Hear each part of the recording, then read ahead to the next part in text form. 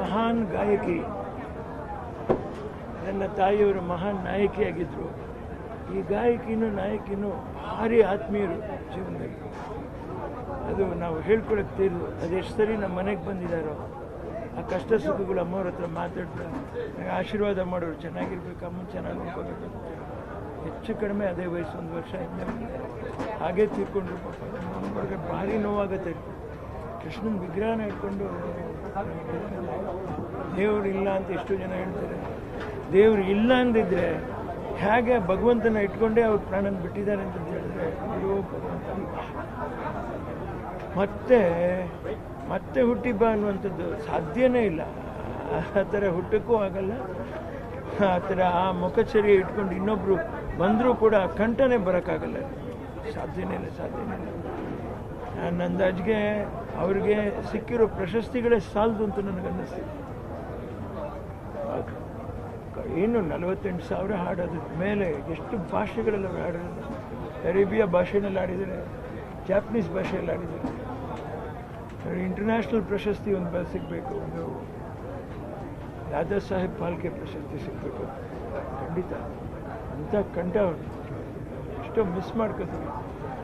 ಕೆಲವು ಶ್ರೇಷ್ಠ ಕಲಾವಿದರು ಇವತ್ತು ನಾವು ಮತ್ತೆ ಕೊಡ್ತೀವಿ ಅಂದರೆ ಅವರಿಲ್ಲ. ನಮ್ಮವರು ಇಲ್ಲೇ ಇದ್ದಿದ್ದಾರೆ ನೋಡಿ.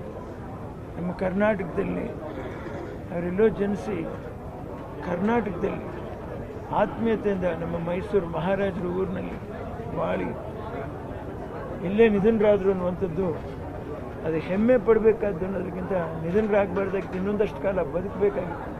ಅವ್ರು ಹೇಗೆ ಇರಲಿ, ಅವ್ರ ಕಂಠ ನಾವು ಕೇಳಬೇಕಾಗಿತ್ತು. ಮಾತಾಡಿದ್ರೇ ಸುಮಧುರವಾಗಿರೋದು ಮಾತು, ಮುತ್ತು ಉದುರದಾಗ ಮುತ್ತದ ಮಾತು. ಖಂಡಿತ ಹೇಳ್ತಾ ಇದ್ದೀನಿ, ಯಾವುದೇ ಭಾಷೆಯಲ್ಲಿ ಆ ಲಿಪಿಗಳನ್ನ ಚೂರು ಬದಲಾಯಿಸ್ತೀರ ಹಾಗೇ ಹಾಡೋದು. ಅಂಥವ್ರು ನಮಗೆ ಅಷ್ಟು ಸರಿನೂ ಆಶೀರ್ವಾದ ಮಾಡಿದ್ರು, ಎಂದೂ ಮರೆಯೋಕ್ಕಾಗಲ್ಲ. ಅವ್ರ ಕುಟುಂಬಕ್ಕೆ ಭಗವಂತ ಈ ನೋವನ್ನ, ಕನ್ನಡಿಗರಿಗೆ ಅದರಲ್ಲೂ ಅವ್ರ ಅಭಿಮಾನಿಗಳಿಗೆ ಈ ನೋವನ್ನ, ಈ ಅಗಲಿಕೆ ನೋವನ್ನ ಸಹಿಸಿಕೊಳ್ಳುವಂಥ ಶಕ್ತಿ ಕೊಟ್ಟು ಸದಾಕಾಲ ಅವರು ನಮ್ಮ ಹೃದಯಗಳಲ್ಲಿ, ನಮ್ಮ ಹೃದಯದ ಸಿಂಹಾಸನದ ಮೇಲೆ ಆರಾಧಿಸ್ತಾ ಇರ್ತಾರೆ. ಇಡೀ ಪ್ರಪಂಚದಲ್ಲಿ ಆರಾಧಿಸ್ತಾ ಇರ್ತಾರೆ. ಅವ್ರಿಗೆ ಈ ಪ್ರಶಸ್ತಿ ಕೊಡುವಂಥದ್ರ ಮರಣಾಂತರ ಪ್ರಶಸ್ತಿ ಖಂಡಿತ ಕೊಡಬೇಕು ಕರ್ನಾಟಕ ಸರ್ಕಾರ. ಇನ್ನೂ ಹಲವಾರು ಜನ ಕಲಾವಿದರು ಇದ್ದಾರೆ, ಮರಿಬಾರ್ದು, ಕೊಡಬೇಕು. ಅವ್ರನ್ನ ಕೊಟ್ಟು, ಈಗ ಅವ್ರು ತೀರ್ಕೊಂಡಿದ್ದಾರೆ, ಅವರ ಮನೆಯವರಾದರೂ ಅದನ್ನು ನಮ್ಮ ಇದು ಇಷ್ಟು ಸಾಧನೆ ಇದೆ ಅನ್ನೋಂಥದ್ದು ಸಂತೋಷ ಪಡಬೇಕು. ಆ ಪ್ರಶಸ್ತಿ ಅವ್ರು ತಗೊಂಡು ಅದನ್ನು ನಾನು ಹೇಳ್ತೇನೆ.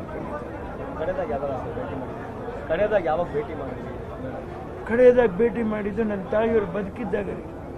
ಇಬ್ಬರು ಕೈ ಹಿಡ್ಕೊಂಡು ಮಾತಾಡಿ, ಅದು ನೋಡಿ ಆ ಕಾಲದವರವರು ಅವ್ರಿಗೆ ಮಾತ್ರ ಗೊತ್ತಿರತ್ರಿ ಆ ನೋವುಗಳಿಗೇನು. ಸಮಕಾಲೀನರವರು ಮರೆಯೋಕ್ಕೆ ಸಾಧ್ಯ ಆಗ್ತಾರೆ. ಹಾಡಕ್ಕೆ ಬರೋರು ಅಮ್ಮ ಶೂಟಿಂಗ್ ಹೋಗೋರು, AVN ಸ್ಟುಡಿಯೋದು ಯಾವುದೂ ಮರೆಯೋಕ್ಕಾಗಲ್ಲ. ಯಾವುದು ಇಲ್ಲಿ ಚಾಮುಂಡೇಶ್ವರಿಗೆ ಬಂದಾಗಲೂ ಅಷ್ಟೇ, ಬೆನ್ನಿಂಗ್ಯಾಮ್ ರೋಡಲ್ಲಿ ಮರೆಯೋಕ್ಕಾಗಲ್ಲ. ಆಮೇಲೆ ಎಷ್ಟು ಮೃದು, ಎಷ್ಟು ಅವರಿಗೆ ಬಂದ ಇಂಥ ಗಾಯಕಿ ಅನ್ನುವಂಥ ಭಾವನೆ ಯಾವ ವೇದಿಕೆ ಮೇಲೂ ವ್ಯಕ್ತಪಡಿಸಿದ್ದಾರೆ. ನಾನು ದೊಡ್ಡ ಹಾಡುಗಾರ್ತಿ ಅಂತ ಯಾವತ್ತೂ ಅಂದೇ ಇಲ್ಲ, ಆದರೆ ಅವ್ರ ಕಂಠ ಕೇಳಿದಾಗ ಮಾತ್ರ ಇವ್ರು ಏನು ಅನ್ನುವಂಥದ್ದು ಅನಿಸ್ತು. ಅಂಥ ವ್ಯಕ್ತಿತ್ವ. ಆತ್ಮಕ್ಕೆ ದೇವರು, ನಾವು ಹೇಳಲ್ಲ ಬಾಯಿನಲ್ಲಿ, ಭಗವಂತನ ಹಿಡ್ಕೊಂಡು ಪ್ರಾಣ ಬಿಟ್ಟಿದ್ದಾರೆ. ಬನ್ನಿ, ಮಹಾನ್ ವ್ಯಕ್ತಿ ಅವರು, ಅದಕ್ಕೆ ಹುಟ್ಟಿದ್ದು. ನಿರ್ಭೀತ, ನಿಷ್ಪಕ್ಷಪಾತ, ವಿಶ್ವಾಸಾರ್ಹ ಸುದ್ದಿಗಳಿಗೆ ಮತ್ತೊಂದು ಹೆಸರಾಗಿರುವ ನ್ಯೂಸ್ 18 ಕನ್ನಡ ಈಗ ಆಪ್ನಲ್ಲೂ ಲಭ್ಯವಿದೆ. ದಯವಿಟ್ಟು ಇಲ್ಲಿರುವ QR ಕೋಡ್ ಸ್ಕ್ಯಾನ್ ಮಾಡಿಕೊಂಡು ಆಪ್ ಡೌನ್ಲೋಡ್ ಮಾಡೋದಕ್ಕೆ ಮರಿಬೇಡಿ. ನಿಮ್ಮ ಬೆಂಬಲ ಹೀಗೆ ಸದಾ ನಮ್ಮೊಂದಿಗಿರಲಿ. ಧನ್ಯವಾದ.